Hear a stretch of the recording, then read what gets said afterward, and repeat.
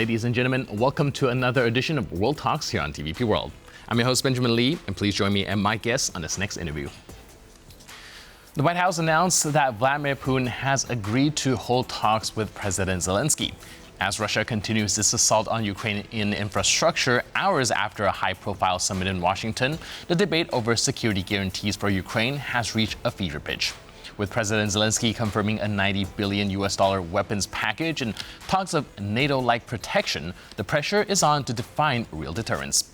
Joining us today on TVP World to unpack what's at stake is Stefan Korshak, a senior defense correspondent at Key Post, a veteran war reporter with deep insight into Ukraine's battlefield realities and political maneuvering. Hello, sir, and welcome to TVP World. Good morning, Benjamin. Thanks for having me. Excuse me.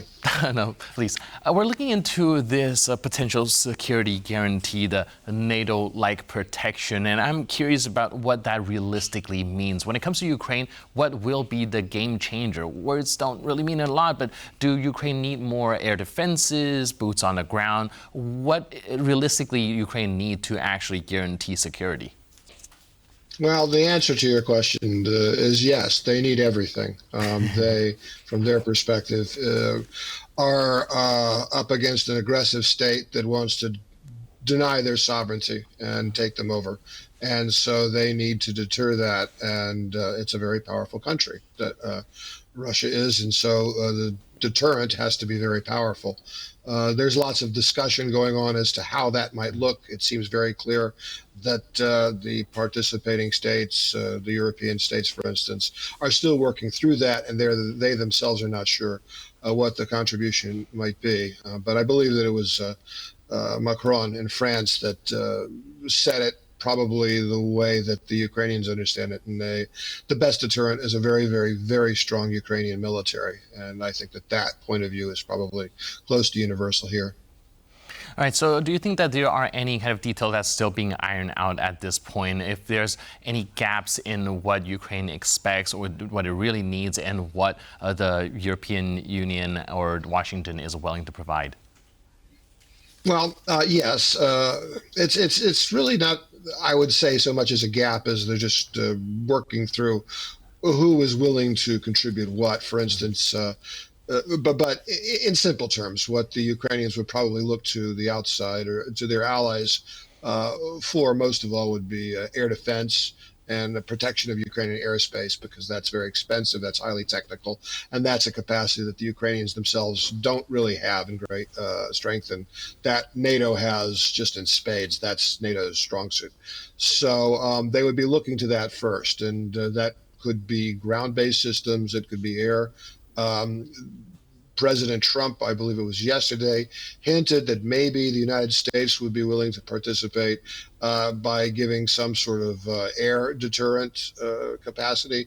But what that means is that American fighter jets over Ukraine, is that American air defense systems, for instance, placed in Poland, is that just the Americans sharing satellite data? That's not clear.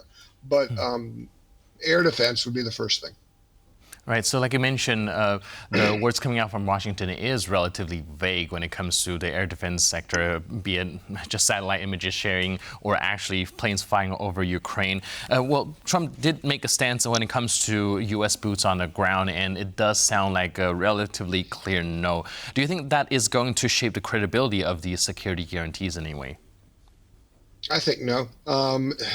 From the very parochial and perhaps accurate, perhaps inaccurate, but widely shared Ukrainian point of view, the Ukrainians think that they are the ground force that is going to be most effective against the Russian army. They believe that they have the most experience, the most skill. They have adapted their force to fight the Russian army the most efficiently, by the most efficient means possible, by the most lethal means possible. And if you talk to Ukrainian drone operators, they'll tell you that they believe that NATO in general is 10 years behind them in terms of drone operations. So a U.S. ground force, although certainly valuable and as a tripwire would be absolutely, the Ukrainians would love to have it, I think. from the point of view of actually deterring a Russian attack, which means ground fighting capacity. The Ukrainians, what they are going to look for first is weaponry that's operated efficiently. So from their perspective, they want their own army to be strong, and then whatever other armies that could be on the ground with them, that they would be strong and capable as well. And of course, as you well know, there's a wide variety of states in NATO and possibly outside of NATO that could put those kind of troops on the ground. All right, speaking of NATO or European countries putting boots on the ground, do you think that it can realistically fill the security gap if U.S. step back from more direct military involvement? And how willing do you think these other countries are when it comes to actually committing to that?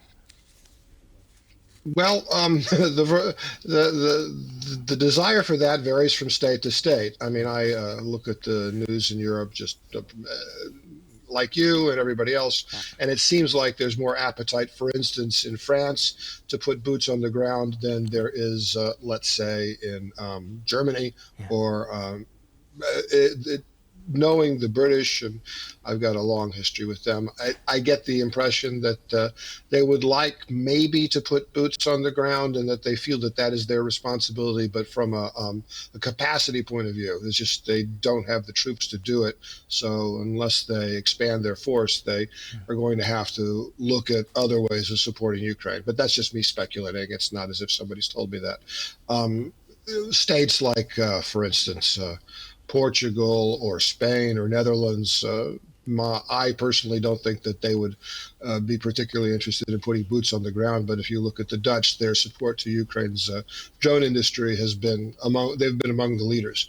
And I would expect that to continue. And logically, were it to expand, then you might see Dutch technicians on the ground helping, but not certainly as a fighting force. So it would depend on each state and what it could bring to the table.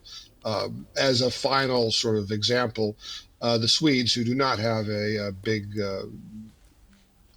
history of deploying into a potential major combat situation, have been in talks for a while to perhaps sell Gripen fighters to the Ukrainians, which is basically a tailor-made aircraft, which would work very well in this environment.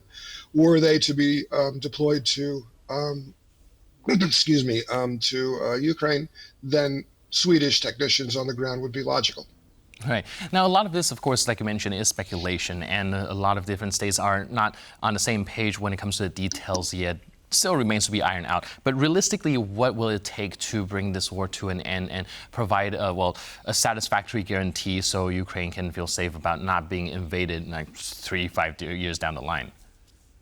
It depends on the size of the Russian military and how confident the Russian military is of overcoming whatever force that the Ukrainians have in their country, for their own forces and other forces. But it would have to be big. The Russian military has probably deployed something like 500,000 men in Ukraine. That's just a figure almost out of the air, but it's probably reliable.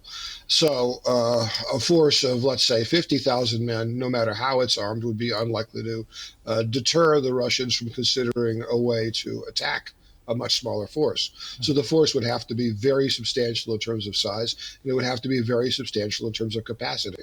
It couldn't be a force that is capable, for instance, of going to a country like Iraq or Afghanistan. It would have to be able to fight the Russian army.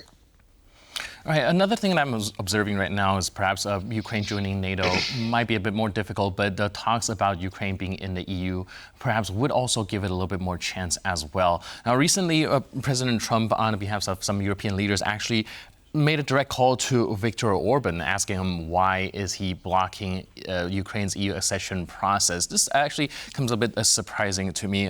Can you help us break down what this reveals about Washington's role in European diplomacy?